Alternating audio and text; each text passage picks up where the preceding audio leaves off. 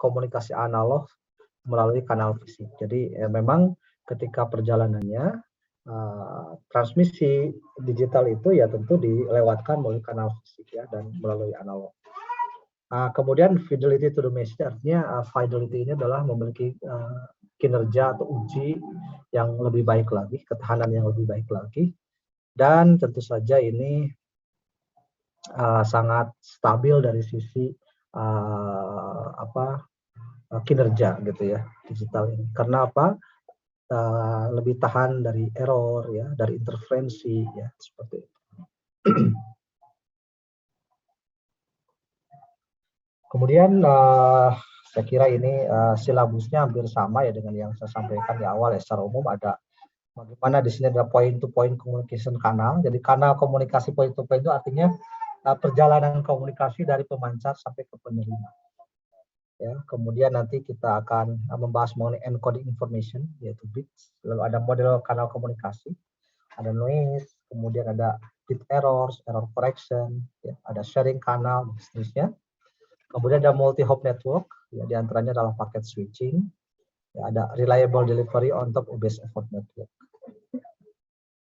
Oke, ya diawali dari apa? Morse, ya. Samuel Morse ini, dia menemukan tahun 1832 ya, patennya juga 1647 banyak sekali. Jadi beliau ini adalah membentuk telegraf listrik ya. Ada kuncinya, susunan kawatnya, elektromagnetnya dan seterusnya. Termasuk yang kita kenal adalah kode Morse. Padahal dia itu seorang painting, seorang pelukis gitu ya. Tapi dia ada ketertarikan dalam bidang kelistrikan ya. Dan dia bekerja tanpa menggunakan kabel ya untuk mengestablish teknologinya ini. Kemudian ya, diantaranya setelah perjuangan yang awal, maka telegraf itu kemudian diadopsi dan dikembangkan.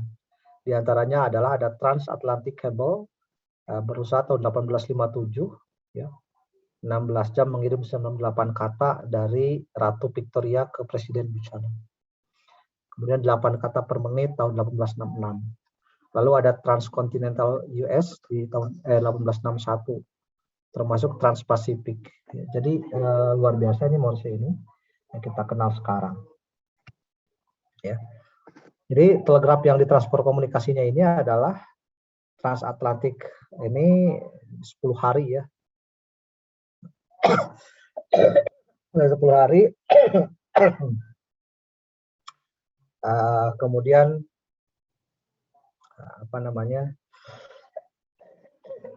maaf saya lagi batuk. Nah, ini praktek-praktek yang dilakukan oleh Morse lah, seperti itu. Fast forward 100 tahun ya. Ini melalui telepon ada perbaikan di telegrafinya, kemudian ada wireless telegrafi ini Marconi, ada kemudian radio AM ini Fessenden, radio FM ini Armstrong, ya, kemudian ada televisi broadcasting BBC tahun 1936 ya, televisi broadcasting pertama. Kemudian ada Bell Lab Galaxy of Researchers di sini. Ya, ini 100 tahun terakhir berarti kan kalau mulai awal abad 20 ya. Ada Nyquist, ada Bodo, ada Hadley. Shannon ya. Kita tahu Shannon ini tahun 1937 dia master tesisnya adalah di MIT, A Symbolic Analysis of Relay and Switching Circuit. Nah, di sini beliau memperkenalkan namanya aljabar pool, termasuk sirkuit logika ya. Ada yang paling dikatakan very influential in digital circuit design gitu ya. Jadi paling berpengaruh ini topiknya yaitu most important master thesis of the century. Ya, termasuk tesis master ya, tesis S2 yang paling berpengaruh di abad ini, yaitu tentang ini ya, tentang Boolean aljabar dan sirkuit logik. Dan tahun 1940 kemudian dia di S3-nya An Algebra for Theoretical Genetics ya. Ini menganalisis dinamika Mendelian population ya. Ke algoritma genetik. Nah, di tahun 1940 juga, kemudian tahun 45 ya, beliau menyusun yang namanya Mathematical Theory of Cryptography dan juga of Communication. Nah, ini yang menjadi cikal bakal mengapa Shannon ini juga sebagai bapaknya teori informasi ya dan komunikasi di sini. Baik, saya akan coba mereview dulu ya, sebagaimana minggu lalu kita masih mereview elemen-elemen untuk sistem komunikasi digital. Jadi teori probabilistik ini membutuhkan sekurang-kurangnya ini ada checklist ini model-model probabilistik yang harus kita coba ulang atau kita review. Mungkin Anda bisa melihat kembali, membaca-baca kembali. Oke, universe U ya dari elementary outcomes, katakanlah S1, S2, SN. Ya. Satu dan hanya satu outcome di masing-masing eksperimen ini atau menjalankan model ini. Jadi ini adalah universe U, ya, disebut dengan universe dari outcomes dasar. Kemudian ada disebut dengan event. Event ini A, B, C. Event adalah subset dari outcome. Ya, jadi subset outcome adalah event, ya, A, B, C misalkan. Kita bisa mengatakan event A terjadi jika outcome eksperimen itu terletak di A. Ya. Jadi sekali lagi kita mengatakan event A terjadi ya, jika outcome eksperimen terletak di A ya, atau berada di A. Kemudian event-event ini membentuk suatu aljabar set fungsi. Misalnya A or B. A or B ini menunjukkan union, gabungan atau sering ditulis A plus B. Jadi A or B ini juga sebagai suatu event. Atau bisa juga A and B. A and B ini intersection. Seringkali di perkalian. Ini juga suatu event, bukan event. Lalu not A. Not A ini adalah komplement. Sering ditulis A, ini pangkat C, C ini komplement. Ini juga suatu event. Sehingga U ini yang tadi universe, ini adalah universe. Sehingga U and the null set, null itu adalah juga event. Jadi yang namanya event itu kan peristiwa. Ya. Peristiwa. Nah, jadi event-event itu tadi bisa merupakan A contohnya, B, C, U, dan seterusnya. Atau juga aljabarnya, misalkan A or B, A and B, not A, gitu ya. Nah, itu adalah event. Nah, probabilitas ini ya, didefinisikan pada event-event tadi. Misalkan probabilitas A itu lebih besar atau sama dengan 0 dan lebih kecil atau sama dengan 1. Dengan kata lain, misalkan untuk ini ya, probabilitas U sama dengan 1. Dan probabilitas A plus B itu artinya adalah probabilitas A ditambah probabilitas B jika A dan B adalah mutually exclusive, jadi eksklusif bersama. Yakni jika AB sama dengan A kali B itu sama dengan 0. Yang dimaksud dengan mutual eksklusif itu jika A kali B-nya sama dengan 0. Oke, secara umum probability A plus B itu adalah bisa jadi dituliskan demikian. Probability A ditambah probability B dikurangi probability AB, ya kan? Karena ini kan sama aja kan, dikurangi 0 ini kan, PAB ini kan 0. Nah, seperti ini. Nah, event A, B, C, D, dan lain-lain itu dikatakan mutually independent, ya, kalau tadi eksklusif. Jika joint probability untuk setiap kombinasi event, faktor event ini adalah ke dalam produk individual probability ini ada, artinya produk ini adalah perkalian probability individu. Sehingga misalkan probability A, B, C, D, E artinya adalah VA ya. Probability A dikalikan PB kalikan PC, PD, PE. Kemudian PA, B, C, D artinya adalah PA, PB, PC, PD. Kalau misalnya PA, DE artinya adalah PA, PD. Nah, ini disebut dengan apa? Mutually independent. Ya. Dependent. Kalau tadi mutually eksklusif jika A B sama dengan nol. Kemudian conditional probability. Conditional probability ini adalah PA given B, jadi kalau ada tulisan seperti probability A, kemudian ini garis begini, garis berdiri gini B, artinya adalah probability A given B atau diberikan oleh B. Probability A yang diberikan bahwa B terjadi, gitu, sama artinya dengan probability AB per probability B. Ini disebut dengan conditional probability.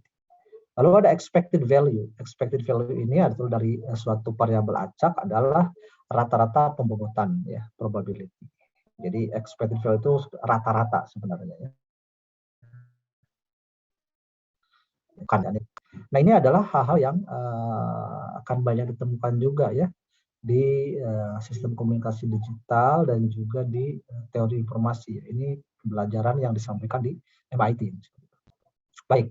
Nah, ini sebagaimana kita juga singgung di teori informasi, kita akan mencoba membahas mengenai bagaimana cara mengukur informasi atau measuring information. Ya. Nah, Shannon dan juga Hartley mendefinisikan bahwa informasi itu yang diperoleh ya pada pembicaraan outcome SI ya dari eksperimen probabilistik S katakanlah. Maka ini IS sama dengan SI ya. Ini S ini adalah eksperimennya. SI ini adalah outcome. Kita ingat tadi outcome itu bisa S1, S2, nah ini outcome. S1, S2, SN ini adalah outcome. Ya. Outcome itu hasil atau luaran juga boleh dikatakan gitu, atau ya luaran outcome. Maka ini akan menjadi log dengan basis 2, 1 per probability S dari SI, outcome SI, di mana PS ini adalah probability event, ya. Probabilitas dari event S sama dengan SI. Nah, jadi unit of measurement-nya, satuan untuk mengukur informasi ini, nah ketika lognya berbasis 2, itu adalah bit ya. Dan bit di sini maknanya adalah binary information unit.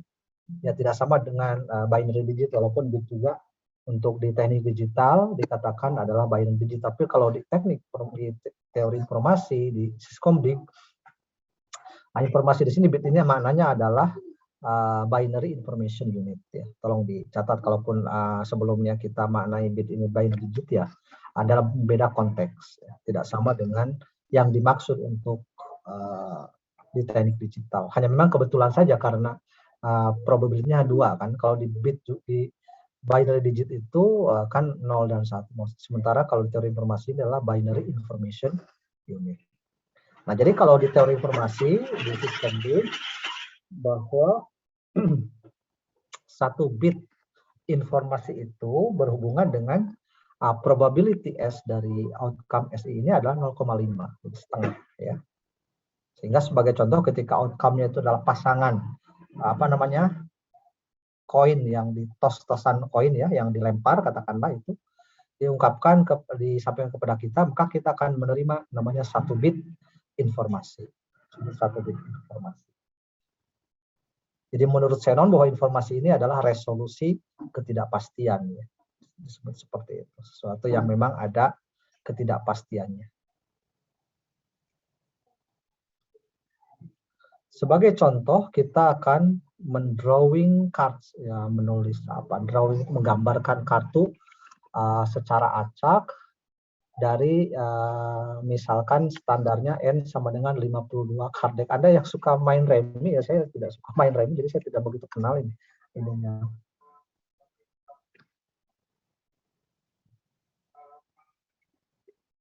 Sebentar, saya sedang absen nih ya, mahasiswa ini sama Pak Warek.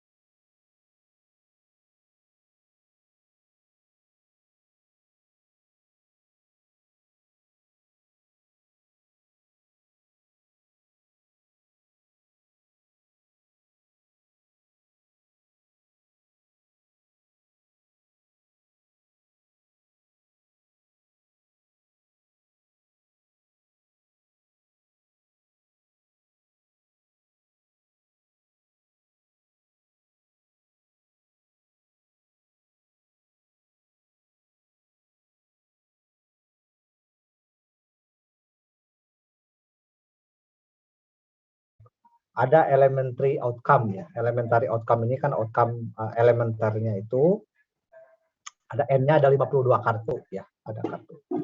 Bener nggak 52 yang tukang remi ini? Totalnya 52 kartu nggak? Nah, ini kalau misalkan kartunya ada 52, maka elementary outcome-nya itu ya probability-nya adalah 1/52. Ya. Maka informasinya adalah information-nya log 52/1 atau 5,7 bit. Ya, 5,7 bit tadi sekali lagi adalah binary information unit. Nah, untuk event, suatu event yang terdiri dari M, ya, dalam hal ini M ini adalah mutually exclusive. Ya. Jadi mutually exclusive itu tadi jika perkalian dari eventnya itu sama 0 ya, yang ini. Nah, yang tadi itu mana? Nah, ini mutually exclusive jika misalkan event A dikalikan dengan B-nya sama dengan 0.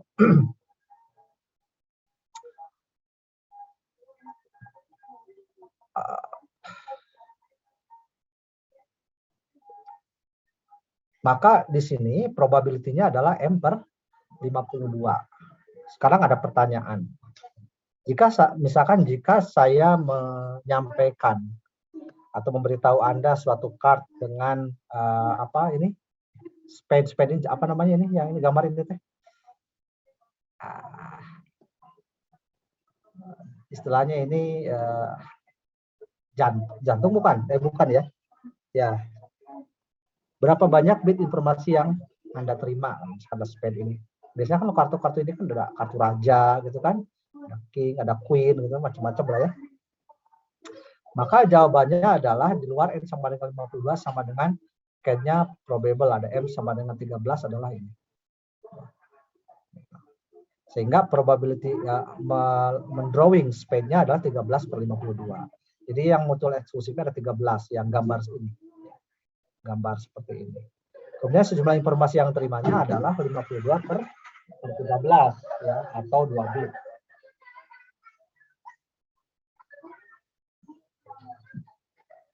Nah, kemudian ini adalah make sense karena kita akan mencoba encode 1 dari 4 yang equally probable, yang sama.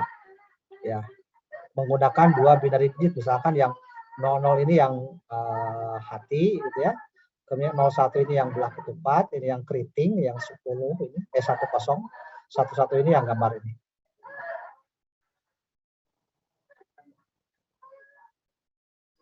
Nah, jika misalkan saya menyampaikan Anda kartunya adalah 7, berapa banyak informasi yang dapat? Nah, pertama N-nya 52, M sama dengan 4 yang tadi ya. M ini adalah yang mutualnya. Maka infonya adalah log ya. Ini ukuran informasinya adalah log 52/4 atau log 2/13 sama dengan 3,7 bit.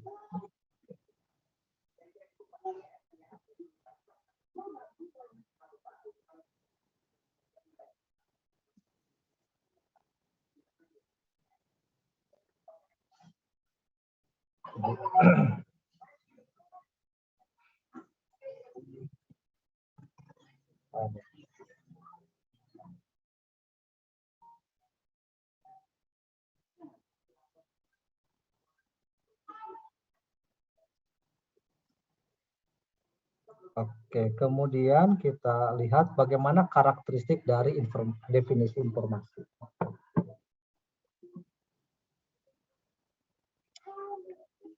Nah, outcome dari probability yang lebih rendah akan menghasilkan informasi yang lebih tinggi.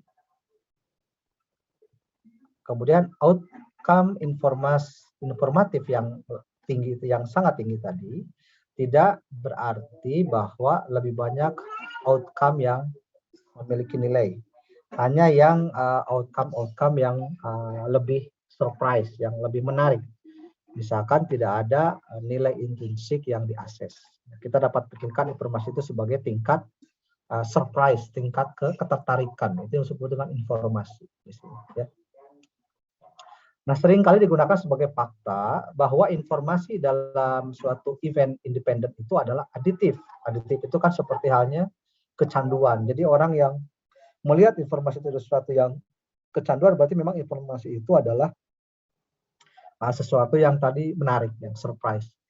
Tidak melihat dari mana outcome-nya yang paling informatif, tetapi yang paling dia menarik ya dan aditif itu yang disebut dengan informasi atau karakteristik informasi.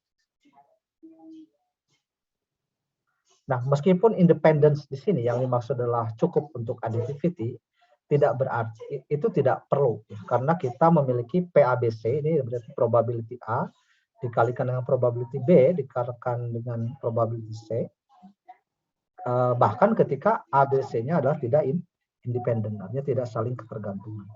Nah, independen di sini membutuhkan pasangan joint probability ya, untuk faktor juga. Kemudian informasi yang diharapkan, expected information sebagai ketidakpastian atau uncertainty atau entropy. Ini entropy atau uncertainty ini mesti kita sudah mulai familiar sekarang karena kita berbicara terkait dengan tadi kurang informasi. Ya. Misalkan kita memiliki variabel random discrete ya, atau variabel acak diskrit S yang merepresentasikan set simbol yang mungkin untuk ditransmisikan pada suatu waktu tertentu. Ambil nilai yang mungkin misalkan S1, ya, S2, S3 ini adalah nilai-nilai tadi apa? Outcome ya. Dengan probabilitasnya misalkan probability S1, PSS2, PSM. Nah, yang maksud dengan entropi atau HS dari S ya, entropi HS dari S ini adalah nilai expected value atau nilai yang diharapkan atau rata-rata atau mean ya, dari informasi yang diperoleh dengan mempelajari outcome S. Dengan rumus yang sudah saya juga singgung bagi Anda yang mentraktir informasi bahwa HS ini sama dengan sigma ya probability S kurang I kali S ya. Jadi probability S dari SI dan juga IS. Kemudian kita ganti bahwa I inilah informasi yaitu dari log 21 per probability S ketika semua probability S ini adalah sama dengan nilai 1/n, maka HS ini adalah log 2n atau n sama dengan boleh menjadi 2 pangkat S. Dan ini adalah nilai maksimum yang didapatkan.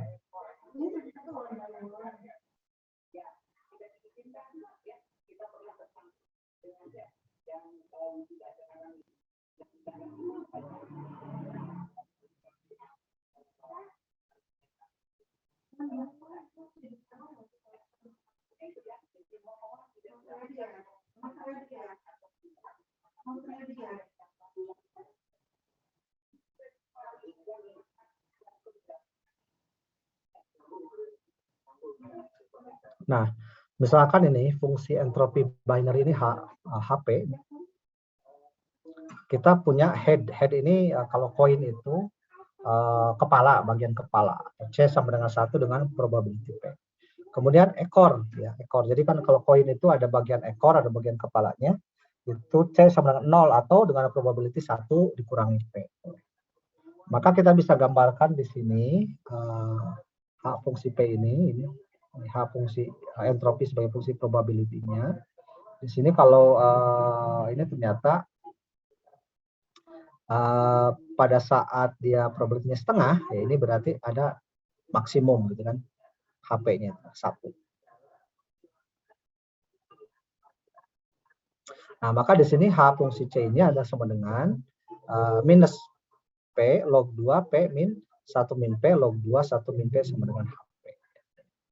Jadi ini bisa kita lihat bagaimana karakteristik dari entropi ya dengan ini fungsi entropi ya sini. Sebagai fungsi dari probability. Karena kita berbicara koin ini kan hanya 2 kemungkinan ya antara ekor dan kepalanya. Kemudian koneksi terhadap coding binary. Misalkan punya probability-nya adalah 1/1024. Ya. Yakni ini probability-nya sangat-sangat kecil untuk mendapatkan head. Typically-nya di sini satu head-nya adalah satu head di trials atau percobaan 1024. Maka HP-nya di sini akan kita hitung ya dari rumus tadi 1/1024 log kemudian 1024 ditambah 1023 per 1024 log 2 kemudian 1024/1023 ini sama dengan 0,0112 bit ya. Ketidakpastian atau informasi per trial on average atau secara rata-rata.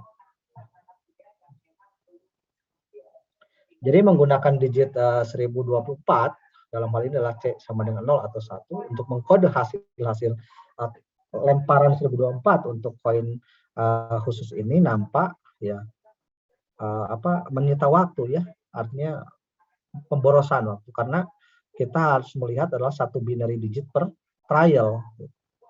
Dapatkah kita kemudian mendapatkan rata-rata yang lebih dekat dari 0,0112 binary digit per trial? Jawabannya iya, katanya ya. Jadi ini binary coding ini adalah mapping source symbol terhadap digit biner. Kemudian kita lihat signifikansi dari entropi. Signifikansi dari entropi. Nah, entropi dalam bits ya menceritakan kepada kita rata-rata jumlah informasi dalam bit yang harus dikirimkan untuk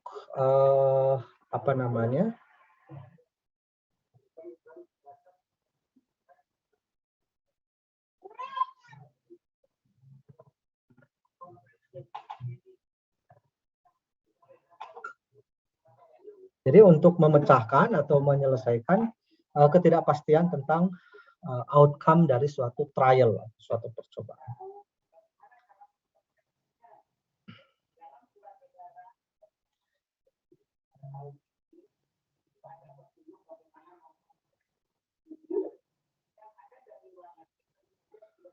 Nah ini adalah lower bound. Ya, lower bound itu adalah batas bawah ya pada jumlah digit biner yang mesti ya atau kemudian pada rata-rata nilainya digunakan untuk encode message atau pesan.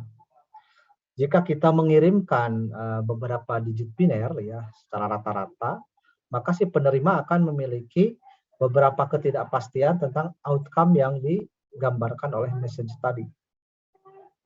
Jika kita mengirimkan banyak binary digit, ya, digit biner pada rata-rata, gitu ya, kita akan istilahnya wasting di sini akan menyia-nyiakan kapasitas kanal komunikasi dengan cara mengirimkan digit biner yang kita tidak memilikinya atau tidak harus. Nah, jadi mencapai entropi batas bawah ini adalah gold standar, disebut dengan standar emas di sini, untuk melakukan encoding sekurang-kurangnya dari sudut pandang kompresi informasi. Jadi di sini pentingnya adalah adanya entropi di sini.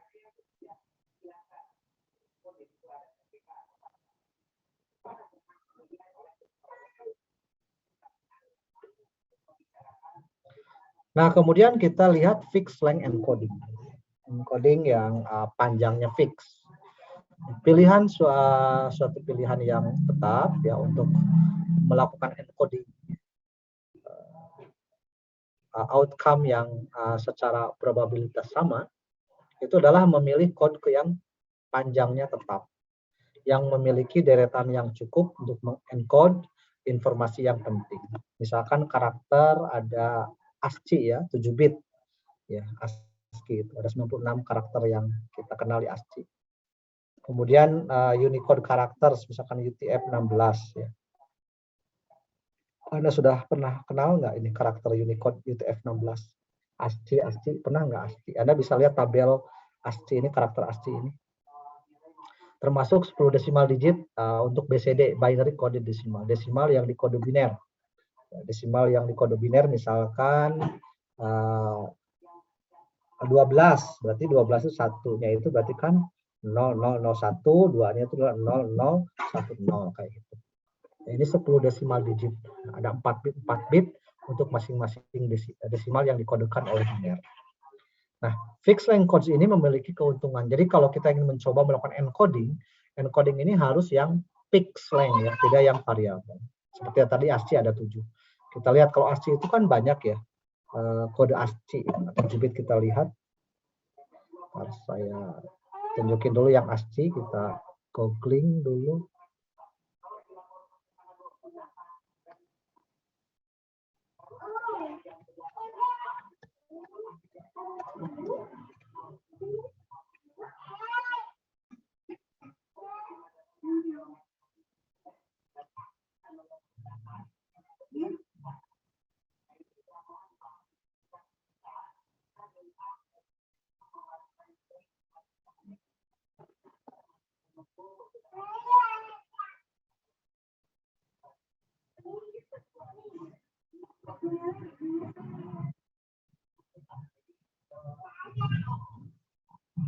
Nah, ini macam-macam ya kode. Sebentar, ini saya tunjukin dulu.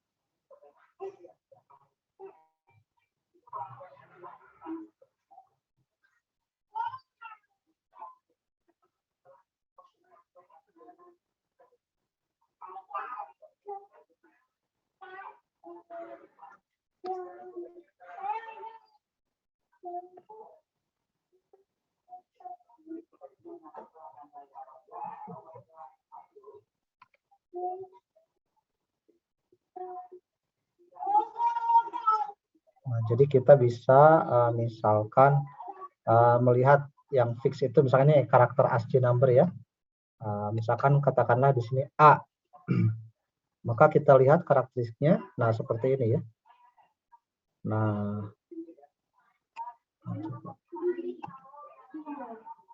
Nah, ini A itu karakter A, ini binernya adalah ini.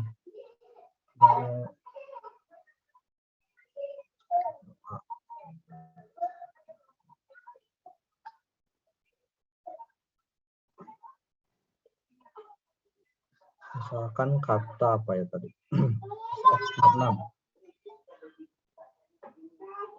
Nah, 66 ini adalah seperti ini binernya ya. Ini small letter F seperti ini, kemudian 6 ini 6 ya. Kemudian ini di B-nya itu adalah seperti ini, capital letter B, huruf besar B ini. Nah, ini adalah kode-kode biner yang bisa dilihat dari kode ASCII ya.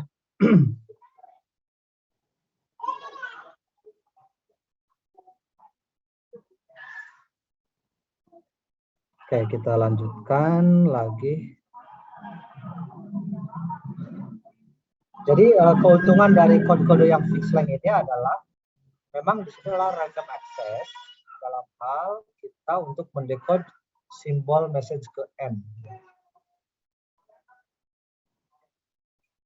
Dan seorang dapat mendekode panjang ini, deretan panjang fix ke N ini tanpa mendecoding sequence 1 melalui N-1.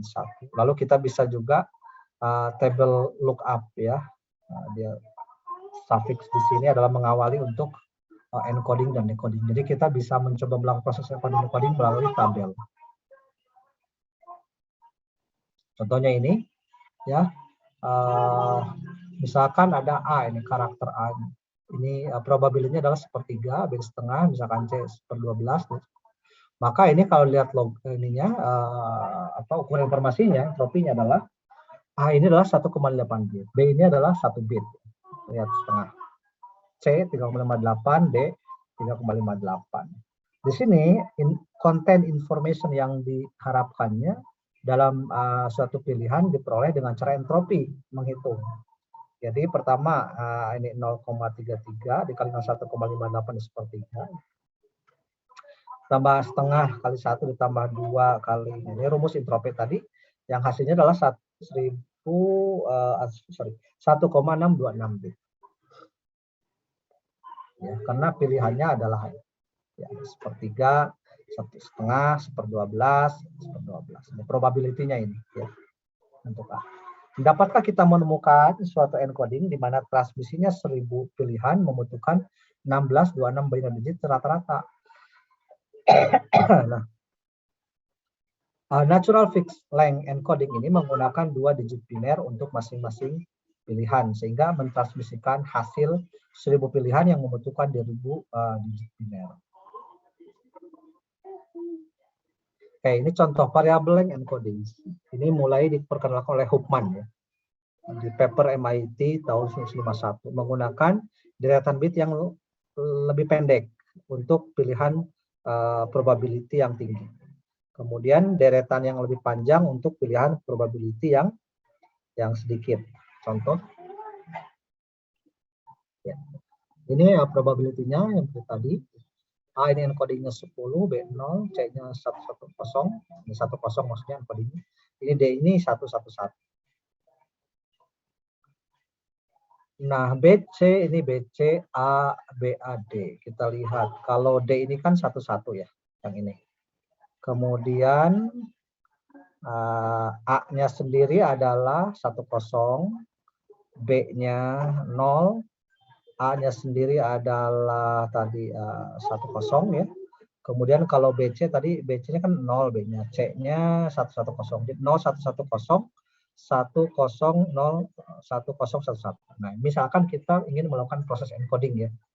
Nah, ini panjang yang diharapkannya adalah nah tentu di sini karena ini probability A-nya ada berapa nih? Probability A-nya sepertiga.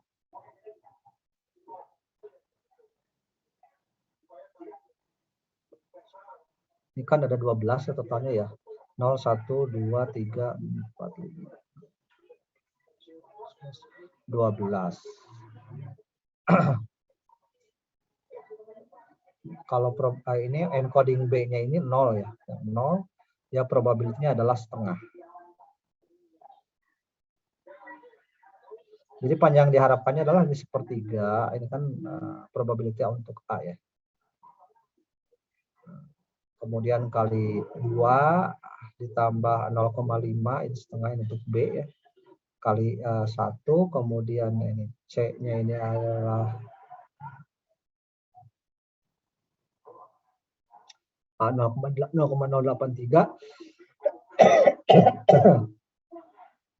Nah, kita bisa lihat di sini ya BA CD ya. Ini Huffman decode tree ini. Misalkan ini 01 nih. Kemudian di sini jadi A, C, ini D. Maka transmisi 100 pilihan 100 ini akan mengambil rata-rata 1666 bits. Lebih baik tetapi dia tidak optimal. Simbol ini adalah pohon dari tree-nya ini ya. Nah, ini mesti kita coba nanti pelajari bagaimana Anda belajar mengenai variable length encoding ini ya untuk Huffman decoding tree ini seperti ini.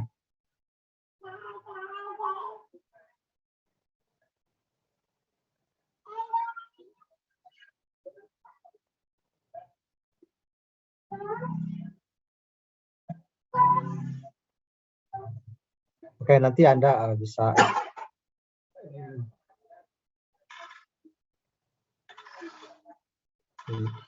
belajar lebih ini karena ini masih di pertemuan ini pendahuluan sepertinya ini.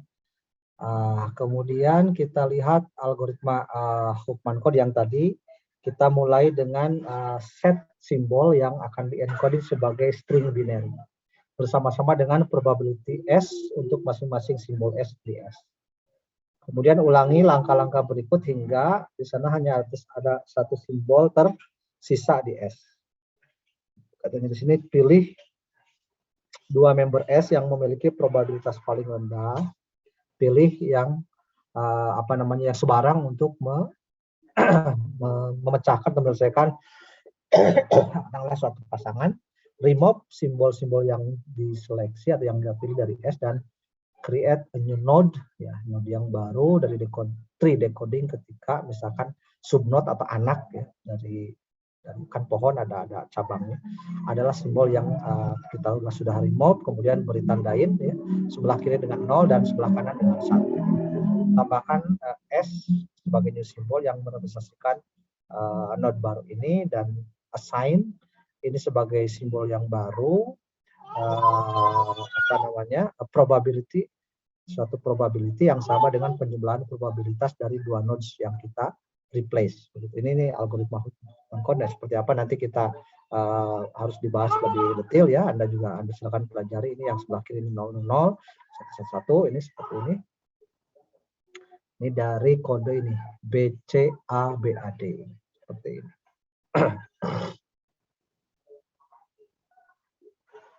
Kemudian ini contoh ya, contoh yang Hofmann coding example. Misalkan S ini A, ini sepertiga, B setengah, C setengah, D. Nah, iterasi pertama simbol S dengan probability yang paling rendah. C dan D ini coba probability yang paling rendah mana? C-nya 0, D-nya 1, betul nggak? C 0, D-nya 1.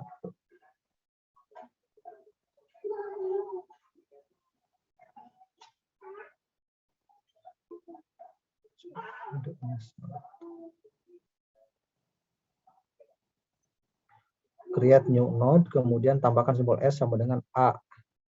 Ini sepertiga probability-nya, kemudian B setengah, CD-nya 1/6.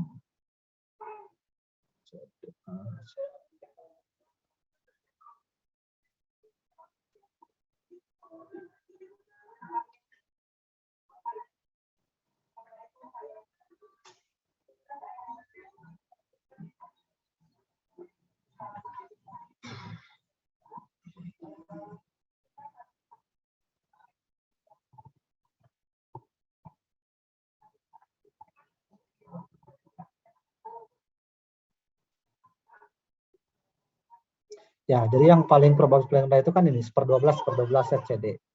Maka kita tuliskan 0,1 C. Kemudian yang iterasi kedua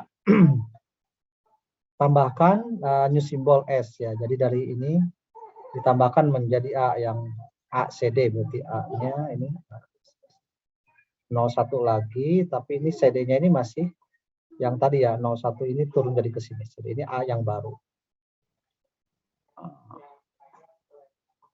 A ini sepertiga, itu termasuk yang paling sebentar. Simbol S dengan probabilitas yang lebih rendah A dan CD. Berarti A ini tadi sepertiga. Kemudian tambahkan lagi iterasi ketiga B, ini misalnya B. Nah, ini CD, ini C, berarti ini kan 01, ini sisakan 1.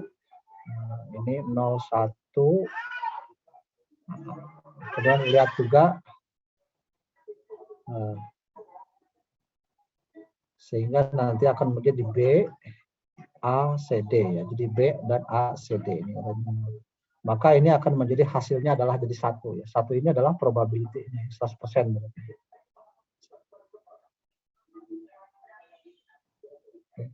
Jadi ini contoh kode Hofmann yang bisa kita turunkan ya. Nanti Anda belajar tentang ini ya, tree Hofmann code tree ini.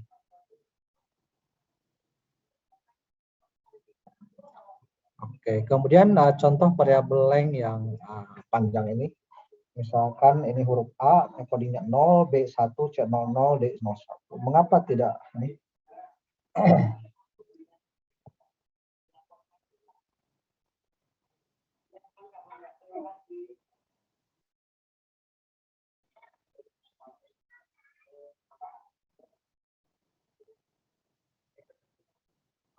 Oke, Hofmann code ini adalah final word.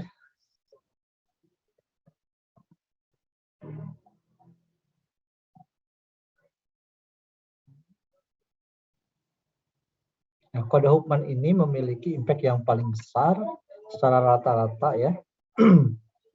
Ketika simbolnya secara substansi lebih mungkin dibandingkan simbol yang lain.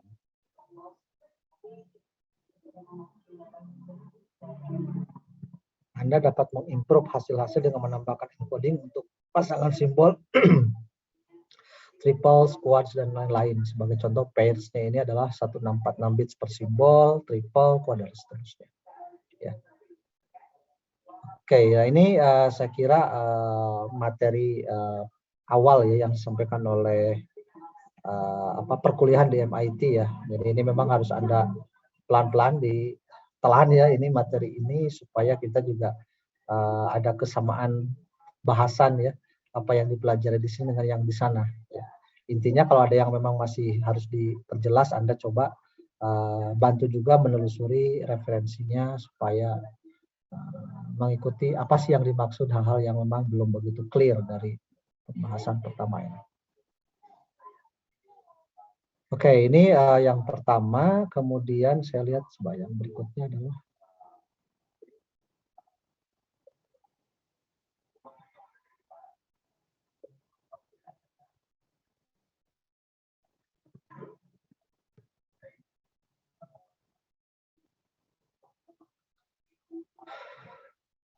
ya mungkin sementara ini saya cukup sekian aja dulu lah ya.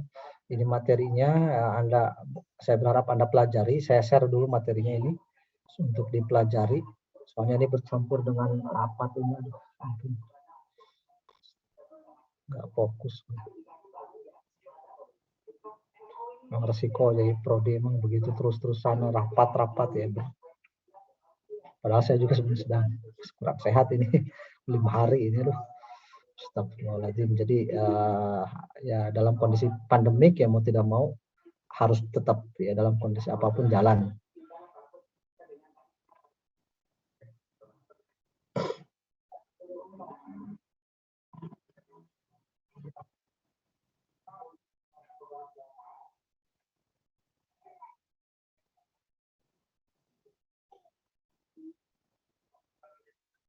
Saya coba ini kan ya, saya coba kirimkan.